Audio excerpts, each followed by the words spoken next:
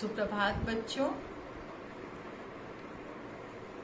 जंगल के हैं क्या उपकार, मिट्टी पानी और बयार, मिट्टी पानी और बयार, ये है जीवन के आधार।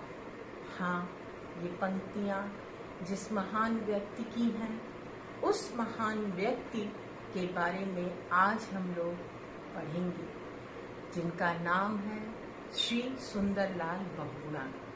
पंक्तियों में कहा गया है कि मिट्टी पानी और बयार। मिट्टी आप समझ रहे हैं, पानी आप समझ रहे हैं, और बयार माने हवा। ये तीनों चीजें हमारे जीवन का आधार है, हमारे जीवन के लिए नितांत अनिवार्य है। इनके बिना हमारा जीवन संभव ही नहीं है। और ये सब कुछ तभी संभव है, मिट्टी पानी और हवा या बयार, जबकि हमारी पृथ्वी पर वन संपदा, वृक्ष संपदा हमेशा बनी रहे। तो महान पर्यावरण संरक्षक के रूप में जाने जाने वाले श्री सुंदरलाल बहुगुणा के जीवन चरित्र के बारे में आज आप पढ़ेंगे। प्यारे बच्चों, इनका जन्म टिहरी के मरोड़ा गांव में हुआ था और 9 जनवरी 1927 को इनका जन्म यहाँ देखिए बच्चों, ये इनके वृद्धावस्था की फोटो है। 9 जनवरी सन 1927 को इनका जन्म हुआ और जन्म स्थान टिहरी के उत्तराखंड में स्थित है टिहरी, और टिहरी के मरोड़ा गांव में हुआ। इनके माता का नाम श्रीमती पूर्णा देवी था और पिता का नाम श्री अंबा दत्त बहुगुणा था। और इन्हें पर्यावरण गांधी और वृक्ष मित्र की उपाधि से भी नवाजा गया था। इन्हें लोग पर्यावरण के संरक्षक होने के कारण पर्यावरण गांधी के नाम से भी पुकारते थे। अनेक इन्हें पुरस्कार और उपाधियां मिली, जिनमें फ्रेंड्स ऑफ नेचर, एक बार इन्हें पद्मश्री अवार्ड से भी नवाजा गया, लेकिन पर्यावरण की दिक्कतों को देखते हुए इन्होंने पद्मश्री अवार्ड को वापस कर दिया। फिर इन्हें राष्ट्रीय एकता पुरस्कार, वृक्ष मित्र संस्था द्वारा वृक्ष मानव का सम्मान और जमुना लाल बजाज पुरस्कार भी इन्हें प्रदान किया गया। प्यारे बच्चों, और 2009 में इन्हें पद्म विभूषण की उपाधि से भी नवाजा गया। तो ये तो एक संक्षिप्त परिचय था श्री सुंदरलाल बहुगुणा का, जिनके बारे में आप अभी पढ़ेंगे। ये एक जीवनी है और जीवनी साहित्य की एक विधा है, और यहाँ पर आप साहित्य की इस विधा का थोड़ा सा परिचय आपको जान लेना जरूरी है। मैंने इसके पहले साहित्य की विधा में कविता पढ़ाया, इसके पहले मैंने आपको कहानी पढ़ाया, नाटक भी आप अभी आगे पढ़ेंगे। ये सब साहित्य की विधा है, ठीक है। जिस तरह से साहित्य लिखा जाता है उसमें उसके कई तरह के प्रकार हैं, जिसमें निबंध लेखन भी है, ठीक है, रिपोर्टाज है, अनेक ऐसी चीजें हैं जिसे हम लिखते, जिसे हम पढ़ते भी हैं और जानते भी हैं, ठीक है। तो आज आप जीवनी के बारे में जानेंगे। जीवनी में किसी लोकप्रिय या चर्चित या महान व्यक्ति के जीवन का परिचय कोई अन्य व्यक्ति लिखता है। आप ऑटोबायोग्राफी या आत्मकथा से भ्रमित मत होइएगा। आत्मकथा मनुष्य खुद अपने बारे में वर्णित करता है, किंतु जीवनी किसी महान व्यक्ति की कोई अन्य व्यक्ति लिखता है, ठीक है। और जीवनी का आधार होता है सत्यपरकता और तथ्यों की प्रमुखता, ये उसका आधार होता है, ठीक है बच्चों। और साथ में संवेदन की मार्मिकता और वस्तुगतता के कारण जीवनी जो है वो इतिहास की परिधि से बाहर आकर एक अलग साहित्य की विधा बन जाता है। तो प्यारे बच्चों, इतनी बात आपने समझी। जीवनी में व्यक्ति के जीवन के जो नायक है, यानी जिसके बारे में जीवनी लिखी जा रही है, उस व्यक्ति के जीवन का सांगोपांग वर्णन होता है।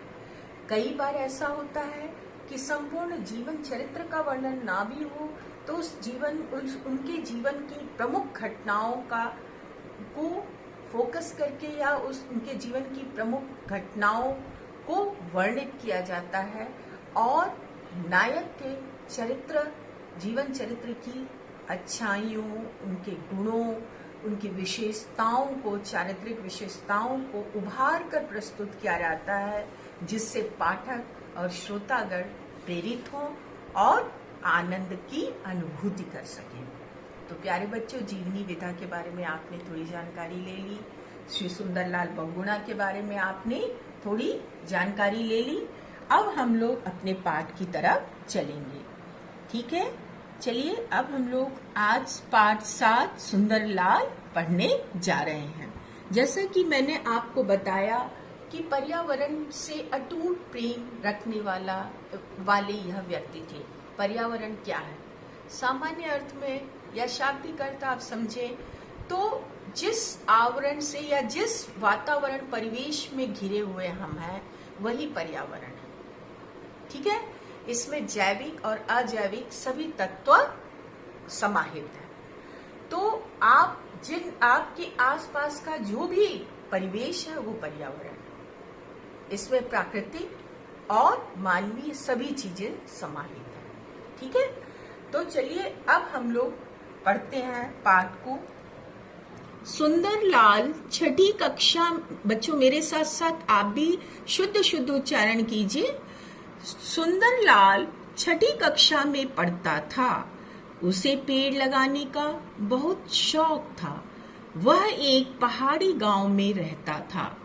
पहाड़ी गांव माने पहाड़ के में स्थित एक गांव में। पहाड़ जैसे अल्मोड़ा, हिमाचल प्रदेश, ये सब पहाड़ी गांव, यहाँ पर हिमाचल में अनेक पहाड़ी गांव हैं। ऐसे किसी एक पहाड़ के गांव में रहा करता था। आसपास के जंगल से पेड़ों के बीज उठा लाता और उन्हें बोता।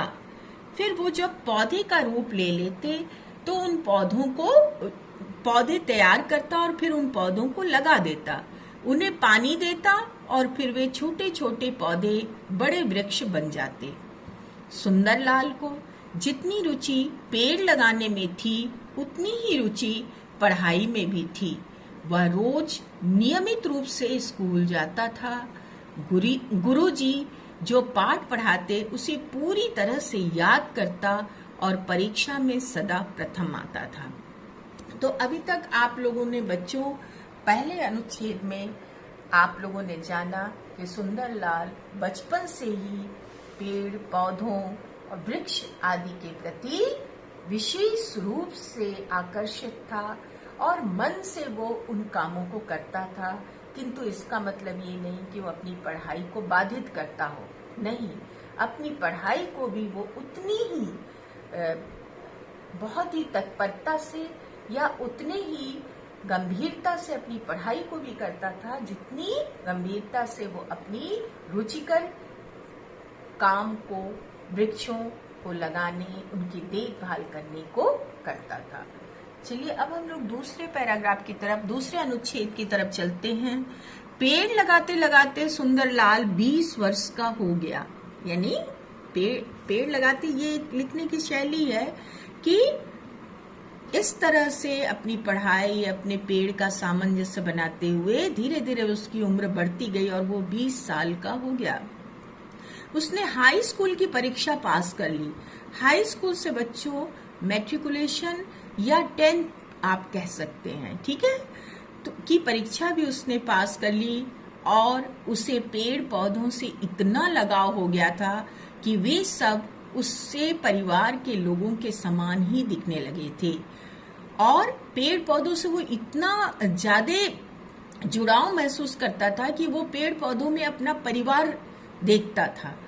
उसने अपनी एक मित्र मंडली तैयार की। मित्र मंडली माने मित्रों का समूह, दोस्तों का समूह तैयार किया। उनमें पेड़ पौधों के प्रति स्नेह भावना जागृत की माने जागरण किया उनके अंदर पेड़ पौधों के प्रति प्रेम की भावना। यानी उनको भी प्रेरित किया पेड़ पौधों से लगाव महसूस करने के लिए। उसका कहना था कि ये पेड़ हमारे माता पिता के समान है, ये हमें छाया देते हैं, फल देते हैं, और जिस प्रकार माँ अपने बच्चों के लिए सभी प्रकार के दुख सहन करती है, उसी प्रकार ये पेड़ पौधे भी धूप, वर्षा, जाड़ा, धूल आदि सब कुछ अपने ऊपर लेकर हमें सुख देते हैं, हमारी रक्षा करते हैं। जब कभी कोई व्यक्ति हरा वृक्ष काटने लगता तो उसे बड़ा कष्ट होता। उसे किसे? सुंदरलाल को। उसे ऐसा लगता जैसे वह पेड़ नहीं, उसके शरीर के अंगों को काट रहे हैं। वह उसे विनम्र भाव से समझाता और पेड़ काटने से रोकता। न मानने पर वह उससे लड़ने मरने को भी तैयार हो जाता। यानी बच्चों, इस अनुच्छेद में आपने जाना कि न केवल सुंदरलाल खुद वृक्षों के प्रति समर्पित था, बल्कि उसने अपनी मित्रों का अपने दोस्तों का एक समूह भी बनाया और उनके अंदर भी वैसा ही लगाव उत्पन्न किया वृक्षों के प्रति जैसा उसके मन में था। और ये सब मिलकर वृक्षों के पैरोकार बन गए। लोगों के पास उन आसपास के लोगों को वृक्षों के महत्व और इन सब चीजों के बारे में उस उम्र में ही समझाना शुरू कर दिए थे, जबकि अभी उनकी उम्र बहुत अधिक नहीं थी। सुंदरलाल विशेष करके वृक्षों में अपने परिवार को देखता था। उसे ऐसा लगता था वृक्ष उसके परिवार के सदस्य हैं और वृक्षों को अपने माता पिता का दर्जा भी देता था। उसे उसमें अपने पिता के पालन पोषण की खुशबू आती थी और माँ के त्याग और तपस्या की महक आती थी। इसलिए वो उन वृक्षों में अपने माता पिता के सहज स्वाभाविक गुणों को महसूस करता था। और इसी कारण से जब कभी वो वृक्षों को, जंगल के वृक्षों या आसपास के वृक्षों को कटता देखता तो ऐसा उसे प्रतीत होता जैसे वृक्ष न कट रहे हों, उसके अपने अंग काटे जा रहे हों। और वह व्याकुल हो जाता और लोगों को हाथ जोड़कर विनती करके मना करता कि कृपया मत काटिए, ये बहुत जरूरी है सबके लिए।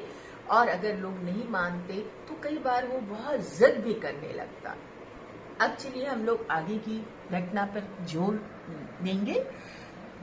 अगले अनुच्छेद में सुंदरलाल अपनी बीए की परीक्षा के लिए नैनीताल जा रहा था। उसने रास्ते में कुछ लोगों को एक साथ बहुत से पेड़ काटते देखा। यह देखकर उसका मन व्याकुल हो उठा। व्याकुल माने बेचैन, बेवल हो उठा। वह बस से उतर पड़ा। सोचिए कैसा वो समय रहा होगा, जबकि एक बच्चा जो कि बीए अभी स्नातक भी नहीं पास किया है और वो इतना बेचैन हो जाता है कि बस रुकवा कर रास्ते में उतर पड़ता है और पेड़ों को काट रहे लोगों के पास जाकर हाथ जोड़कर विनती करने लगता है, उन्हें समझाने लगता है। पर उसकी हैरानी, वो चकित हो जाता है तब, जबकि उसे इस बात हैरानी का उसके ठिकाना नहीं रहता जब उसने सुना कि वो लोग कंपनी के नौकर हैं और कंपनी ने जंगल काटने का ठेका ले रखा है, कॉन्ट्रैक्ट ले रखा है। यही कारण था कि वे पेड़ काटना बंद नहीं कर सकते थे। यह जानकर उसे अपार दुख हुआ और आश्चर्य भी। उसने कभी सोचा भी नहीं था कि इस प्रकार इतने बड़े स्तर पर पेड़ों की कटाई भी हो सकती है।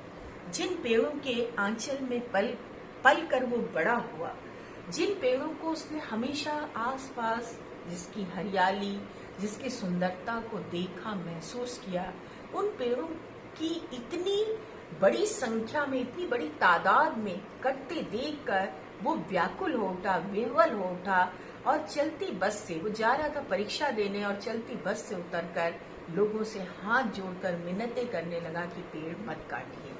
लेकिन लोगों ने अपनी मजबूरी जाहिर करते हुए बताया कि हम कंपनी के मजदूर हैं और हमारी कंपनी को इन जंगल के इन पेड़ों को काटने का ठेका मिला है और इन्हें हम काटने का एक परमिशन, हमें एक परमिट भी मिला हुआ है, इसलिए हम इसे काट सकते हैं।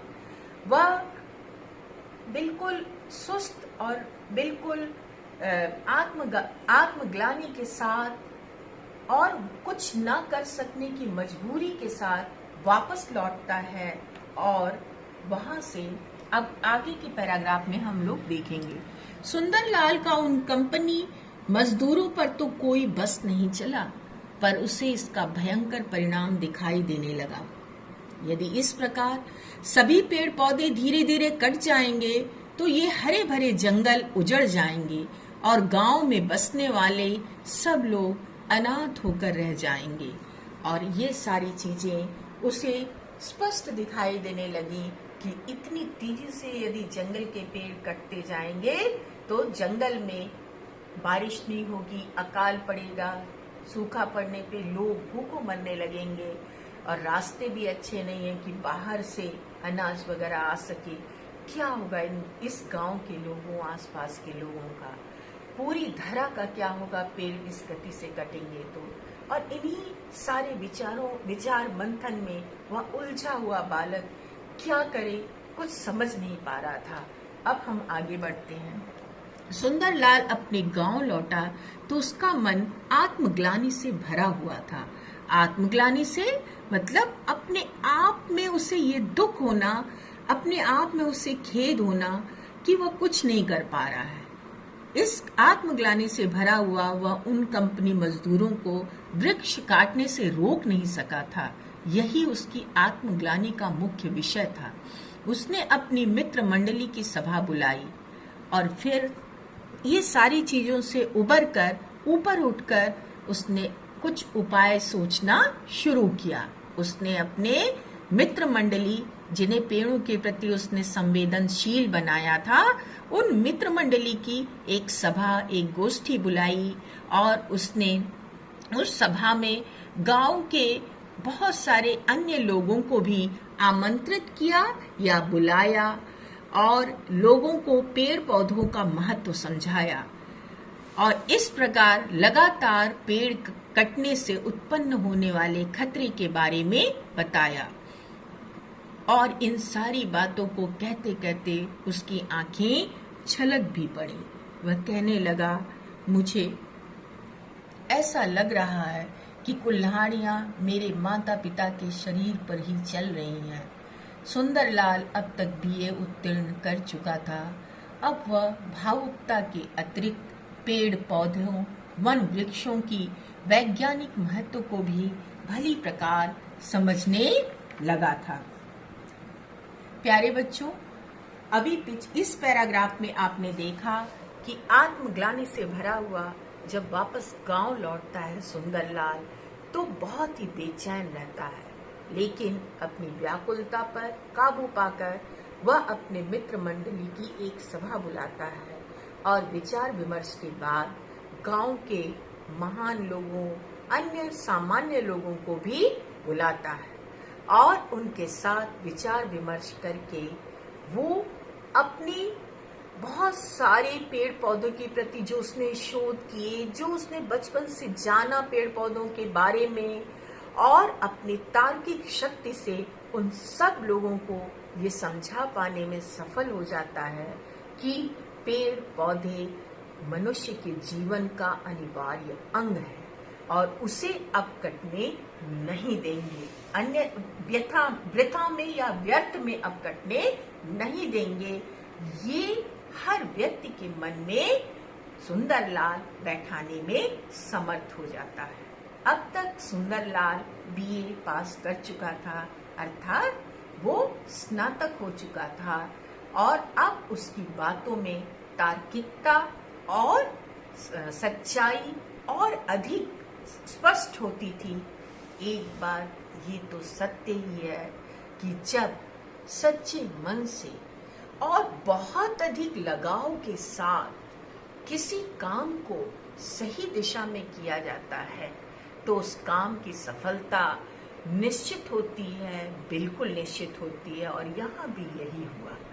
सुंदरलाल का यह आंदोलन किसी एक नेता और अन्य के बीच नहीं रह गया, बल्कि यह आंदोलन एक जन आंदोलन बन गया। और जन आंदोलन की शक्ति अपार होती है। यहाँ पर एक एक मनुष्य एक नेता बन जाता है। जो एक नेता की आवाज होती है वह हर एक व्यक्ति की आवाज होती है। अब कोई नेता नहीं, बल्कि हर मनुष्य जो इस जन आंदोलन में शामिल होता है वही नेता या नेतृत्व क्षमता को की शक्ति को रखता है। और सब कुछ जिस विषय पर ये जन आंदोलन होता है उस विषय की पूरी समझ रखता है और उस विषय के प्रति पूरा समर्पित रहता है। तो इस विशाल जन आंदोलन को खड़ा करने का श्रेय भी सुंदरलाल को जाता है। इन्होंने पर्यावरण की रक्षा, पेड़ों की संरक्षण के लिए ये जन आंदोलन खड़ा किया। अब चलिए हम लोग आगे चलते हैं। वो समझ गया था कि यदि पेड़ पौधे नष्ट हो गए तो पर्यावरण का संतुलन बिगड़ जाएगा। वृक्षों की अंधाधुंध कटाई से वर्षा नहीं हो पाएगी।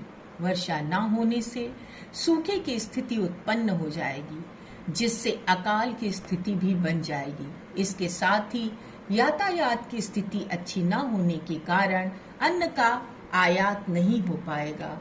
आयात माने बाहर से अन्न उसके गांव में नहीं आएगा।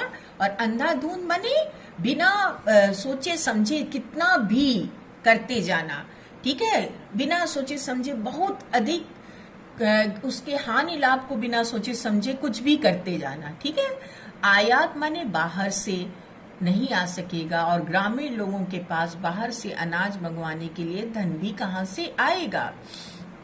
इस प्रकार जो आज हम सबकी पर्यावरण को लेकर चिंता है, न केवल भारत को, न केवल भारत के एक नागरिक को, न केवल विश्व के समस्त देशों की समय समय पर गोष्ठियां होती हैं और पर्यावरण के प्रदूषण को कम करने की, कम कार्बन की जो उत्सर्जन है उसको कम करने के लिए तरह तरह की गोष्ठियां जो आज हो रही हैं, वो 30-40 साल पहले सुंदरलाल ने अपने गांव में उस बीज का सूत्रपात मानो कर दिया था। वो सारी चीजों को लेकर बेहद चिंतित रहता था और उसने अपने गांव में ये सारी चीजों का वर्णन करके गांव के लोगों को उनके प्रति सजग किया, पेड़ पौधों के प्रति। अब चलिए हम आगे चले। परिणाम ये होगा कि लोग भूखों मरने लगेंगे। सुंदरलाल की वाणी में प्रभाव और उसके अंदर योग्यता थी। उसने ये पक्ष लोगों के सामने रखे। उसकी बातों को सुनकर लोगों को लगा कि वह ठीक कह रहा है, उन्हें उसका साथ देना चाहिए। यही नहीं, सुंदरलाल ने मित्रों के साथ आसपास के सभी गांवों में अपनी यात्राएं आरंभ की, सभाओं का आयोजन किया और लोगों को वृक्षों के महत्व तथा उनके कटने से सिर पर मंडरा रहे खतरे माने इन सारे वृक्ष जंगल आदि के न रहने पर मनुष्य किस तरह की परेशानियों का सामना करेगा, इस खतरे के बारे में सचेत किया, माने चेतावनी दी। उसने उनके बारे में सरकार को पत्र लिखा। बार बार तरह तरह से उन्होंने सरकार को झकझोरने की कोशिश की। सरकार को भी इस बात के प्रति चैतन्य किया कि पर्यावरण संरक्षण के लिए सरकार उचित कदम उठाए। बार बार उन्होंने उपवास, बार बार उन्होंने तरह तरह से आंदोलन करके सबके मन में ये जागरूकता लाई। और क्या किया उन्होंने? तरुरक्षण एवं वृक्षारोपण संस्थान का गठन किया। एक संस्था बनाई जिसका नाम रखा तरुरक्षण एवं वृक्षारोपण संस्थान। इसके साथ ही उसने लोगों को वृक्षों की कटाई रोकने का एक ढंग भी समझाया। वह यह कि कंपनी के मजदूर जब किसी पेड़ को काटने के लिए आए तो लोग उस पेड़ से लिपट जाएं। इसमें कंपनी के मजदूर उस वृक्ष को नहीं काट सकेंगे। तो सुंदरलाल ने और अपने सहयोगियों के साथ, जैसा मैंने बताया, ये एक जन आंदोलन बन चुका था। सब लोगों ने मिल करके तरह तरह के ऐसे सभाएं की। अब ये केवल एक गांव तक नहीं बल्कि आसपास के क्षेत्र में भी ये आंदोलन फैल चुका था और सब जागरूक हो गए थे। उन्होंने कहा, सुंदरलाल ने कहा कि जब कंपनी के मजदूर पेड़ काटने आए तो आप उनसे लड़िए झगड़िए नहीं, बल्कि गांधी जी के सत्याग्रह को ध्यान में रख करके आप सत्य अहिंसा के मार्ग पर चल के एक एक पेड़ से लिपट जाइए। मजदूर आपके ऊपर कुल्हाड़ी नहीं चला सकते। आप तब तक लिपटे रहिए जब तक कि मजदूर वापस न चले जाएं, चाहे वो सुबह से शाम या उससे भी अधिक समय क्यों ना हो जाए। और सुंदरलाल की ये बातें सबने अपनाई और ऐसा ही हुआ। अब आगे की अंतिम पंक्तियों में हम चलते हैं। सुंदरलाल के इस आंदोलन को चमत्कारी ढंग से लोकप्रियता मिली। जहां भी कंपनी के मजदूर या कोई अन्य किसी वृक्ष को काटने लगता, लोग उस पेड़ से लिपट जाते। इसी से चिपको आंदोलन का भी सूत्रपात हुआ। चिपको आंदोलन आप लोग जानते होंगे, अपने सोशल साइंस में आप लोगों ने पढ़ा होगा चिपको आंदोलन के बारे में। चिपको आंदोलन का सूत्रपात करने वाले श्री सुंदरलाल बहुगुणा ही थे और इन्होंने कहा कि आप, जैसा मैंने बताया कि वृक्ष से चिपक जाइए, और उनकी इस आंदोलन का बहुत ही चमत्कारी या करिश्माई ढंग से असर हुआ और वृक्षों का संरक्षण शुरू हो गया। लोग वापस लौटने लगे जो अपनी कुल्हाड़ियां मशीन लेकर पेड़ों को काटने आया करते थे। तो इस तरह से आपने बड़े संक्षेप में श्री सुंदरलाल बहुगुणा के जीवन की कुछ प्रमुख, जो आपके स्तर की हैं, कक्षा छठी के बच्चे जिसे आसानी से समझ सकें, उस स्तर की कुछ प्रमुख घटनाएं और उतनी ही साधारण भाषा में यहाँ पर वर्णित की गई है। मेरा बच्चों आप लोगों से ये बार बार कहना है कि आप नेट से जुड़े हुए बच्चे हैं, आप लोग निश्चित रूप से सुंदरलाल बहुगुणा के जीवन को पढ़िएगा। आपके पास नेट की सुविधा है, अगर वहाँ न मिले तो आप किताबों में देखिए, अपने सामाजिक विज्ञान की किताबों में देखिए, आप पढ़िए ऐसे अनेक जीवन चरित्र के बारे में, जिससे आपको भी प्रेरणा मिलेगी अपने जीवन की दिशा को आगे निर्धारित करने के लिए। तो ये पूरा सुंदरलाल का जीवन आपके लिए ही नहीं, हमारे लिए भी और सबके लिए प्रेरणादायी है। अभी 5 तारीख को आप लोगों ने पर्यावरण दिवस मनाया, 5 जून को। हम लोग उस दिन भी सुंदरलाल को याद करते हैं और पर्यावरण को सुरक्षित, संरक्षित बनाने की प्रतिज्ञा करते हैं, वायदा करते हैं। तभी सुंदरलाल के आंदोलन की सार्थकता होगी। प्यारे बच्चों, आसपास आपके पास खाली जगह है, गांव में जाइए तो वृक्षारोपण करिए, आप गमलों में पौधे लगाइए, जहां तक हो सके हरियाली बढ़ाने की कोशिश करिए, वृक्षों को संरक्षित करने की कोशिश कीजिए और वृक्ष काटने वालों के बारे में तो वृक्ष काटने वालों को आप मना करिए, समझाइए। अभी तो एक नई प्रथा हुई है शुरू, आप लोगों ने ये जाना होगा न्यूज़पेपर, समाचार पत्रों में भी, कि अब निर्माण में जैसे जगह जगह पथ निर्माण हो रहे हैं तो वृक्षों को काटा जाता था। पहले खड़े पेड़ काट दिए जाते थे।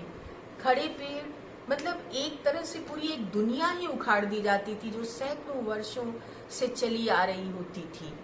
उसमें न केवल पंछियों का बसेरा होता था, न केवल शहद वाली मक्खियों के शहद वाली मक्खियों का बसेरा होता था, न केवल अनेक जीव जंतुओं का बसेरा होता था, बल्कि वो हमारी सुरक्षा भी करते थे, हमें सांसें देती थी, स्वच्छ सांसें देते थे, वो हमें छाया देते थे, वो हमें ठंडी हवा देते थे और उनको काट दिया जाता था निर्माण के कारण।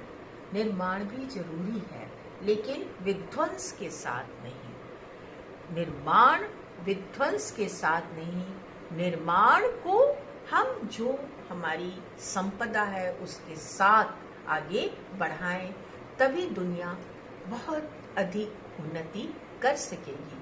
प्यारे बच्चों, आप लोगों ने जाना होगा कि अब पेड़ों को काटा नहीं जाता, उनकी जड़ों को इस तरह से निकाला जाता है, बड़े बड़े पुराने वृक्षों को, कि वो किसी भी तरह से नष्ट नहीं होते और उन्हें उस जगह से हटाकर दूसरी जगह पर पुनः स्थापित किया जा रहा है। अब आधुनिक कृषि विज्ञान की उन्नति ने ये सब करिश्मा कर दिखाया है। तो आप ये सारी जानकारियाँ जो कुछ मेरे पास थी मैंने आपसे साझा की, आप अन्य जानकारियाँ भी हासिल कीजिए। मैं आपसे आगे जो अनुमान कल्पना और बाकी प्रश्न हैं उनमें आपके विचार जानना चाहूँगी कि आपने पाठ में क्या समझा या अलग से क्या जानकारियाँ हासिल की। ये मैं आपको परखूंगी आगे अभ्यास के प्रश्नों में। इसी के साथ मेरा सत्र समाप्त होता है बच्चों। खुश रहिए, प्रसन्न रहिए, प्रकृति और पर्यावरण की रक्षा कीजिए।